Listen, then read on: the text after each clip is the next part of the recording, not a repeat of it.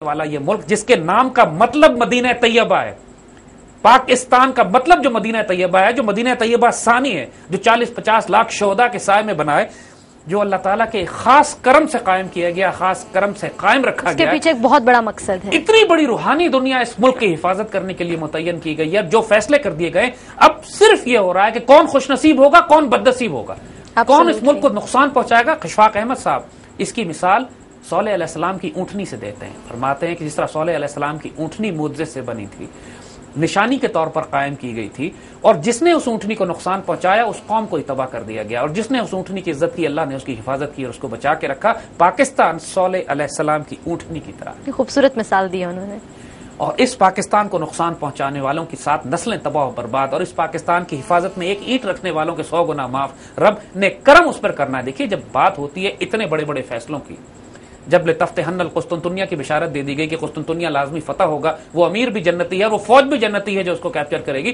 تو فوج میں تو گناہگار اچھے برے سب لوگ ہوتے ہیں، لیکن اس جنگ میں، اس موقع پہ، اس جہاد میں شریک ہونے کی وجہ سے سارے گناہ مغفرت اللہ تعالیٰ کی طرف سے، کہ مشن بہت بڑا ہے۔ اسی طرح غزوہ ہند کے حوالے سے فرمایا، جو بھی ہمارے کانفلکٹ ہیں پاکستان بننے کے بعد، چاہے وہ 1948 کی کشمیر کی جنگ ہو، چاہے ہمارا 65 کی وار ہو، چاہے 62 کا رن آف کچھ کا مارکا ہو، چاہے 71 میں ہمارا کرائسس ہو، پھر کارگل کا کانفلکٹ ہو، پھر آندھا آنے والا لائن آف کنٹرول کی جھڑپیں ہوں، ایوری تھنگ ہو رہا ہے یہ غزوہ ہند کی تیاری ہے۔ اس میں شریک ہونا، اس میں اجر حاصل، علماء کی تو یہ بھی رائے ہے کہ ہندوستان سے ہر جنگ کرنا غزوہ ہند کا اجر رکھتی ہے۔ Every engagement with the Indians, with the ہندو زائنس، کیونکہ یہ ایونٹس ایکچولی لیڈ کر رہے ہیں جا اسی طرف رہیں، تو ہمارے وہ تمام سپاہی اور فوجی جو لائن آف کنٹرول پہ آج کھڑے ہیں وہ غزوہ ہند میں شریک ہے۔ ہمارے وہ تمام سولجرز جو تمام ہمارے F-16 فائٹر پائلٹس، ہمارے وہ سب مرینز کے ہمارے کرو، اگسٹا 90B کے جو پیٹرولنگ کر رہے ہیں انڈیا کے خلاف، وہ غزوہ ہند میں شریک ہیں۔ وہ تیاری کر رہے ہیں اس بڑے کانفلکٹ کے لیے، اس بڑے شو ڈاؤن کے لیے جس نے آنا ہے۔ اس غیر خوش نصیبی کو تو دیکھو کہ جو اس پاکستان کے نصیب میں دے دی گئی ہے اور ہماری آرم فورسز کو دے دی گئی ہے، اور یہ کوئی چھوٹی بات نہیں ہے۔ اس آرم فورسز سے اللہ کتنا بڑا کام لینے جائے گا۔ وجہ ہم آپ کو ایک واقعہ اور سناتے ہیں۔ دیکھیے اس سے پہلے ممتاز مفتی الکھ نگری میں تو اس طرح کے الکھ نگری میں تو ممتاز مفتی نے کمال ہی کر دیا ہے، مطلب وہ ایک ایسی دنیا کو ممتاز مفتی کی ڈیوٹی کچھ لگی تھی، کچھ 4-5 دوست تھے، اشفاق احمد صاحب تھے، قدرت اللہ شہاب تھے، ممتاز مفتی تھے، واصف علی واصف تھے، ابن انشا تھے۔ صحیح، اس میں ابن انشا تو چپ رہے، وہ تو انشا جی اٹھو اب کوچ کرو، اس شہر میں جی کو لگانا کیا پہ، انہوں نے اپنا آپ کو چھپا گئے، بالکل تھے بڑے ہوشیار لیکن چھپا گئے۔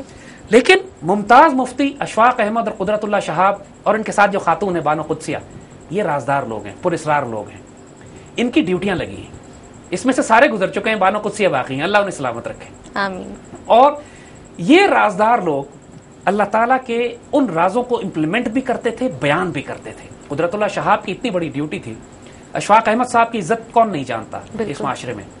اشفاق احمد صاحب قدرت اللہ شہاب کی کتنی عزت کرتے تھے، اس سے اندازہ لگائیے کہ ہر 15 دن کے بعد لاہور سے چلتے تھے، راولپنڈی آ کے قدرت اللہ شہاب کے پاؤں کے ناخن کاٹتے تھے صرف۔ This is the level of respect these two friends had with each other. Truly amazing. Ashfaq Ahmed صاحب قدرت اللہ شہاب کے پاؤں کے ناخن کاٹتے تھے آ کے۔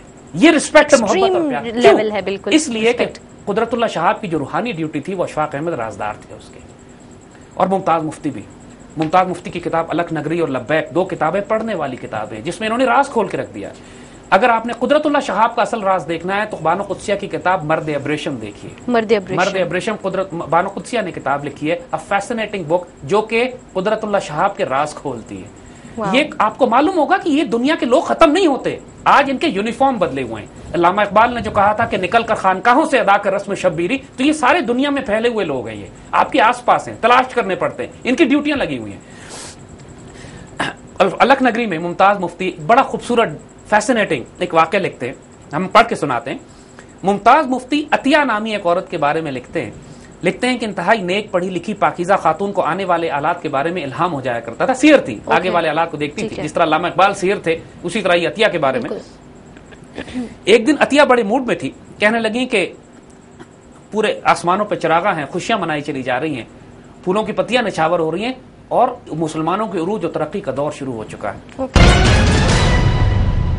بینڈ باجا کیوں بجائیں، موبی ٹیونز لگائیں اور دوستوں کو کچھ نیا سنائیں۔ موبی ٹیونز ہیلو سے پہلے ہی کچھ کہہ دو۔ بس 30 جون تک 150 روپے کا جاز ریچارج کریں اور